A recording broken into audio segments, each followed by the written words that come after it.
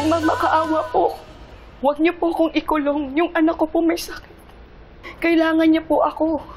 Parang awa niyo na po. Kung talagang mahal mo yung anak mo, magsabi ka na ng totoo. Alang-alang sa kanya.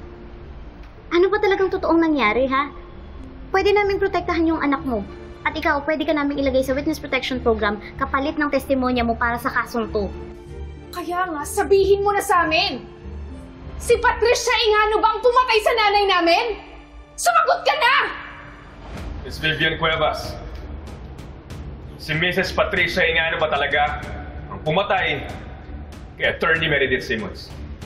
This is your final warning. Sumagot ka na! Attorney Simmons, don't threaten my client. Dahil baka masawalang bahala anuman ang sabihin niya at hindi mo rin mapapakinabangan.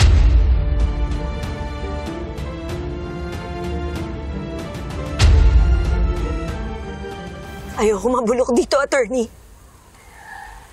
Pwede namang hindi ka na ikanta.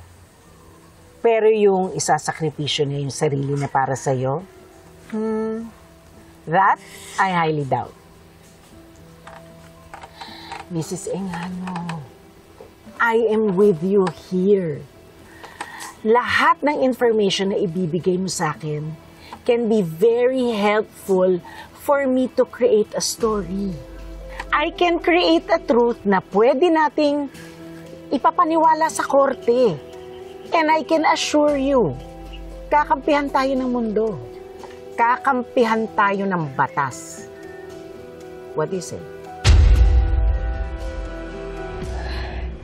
Ipangako niyo muna sa akin na poprotektahan niyo ang anak ko. Magsabi ka muna ng totoo.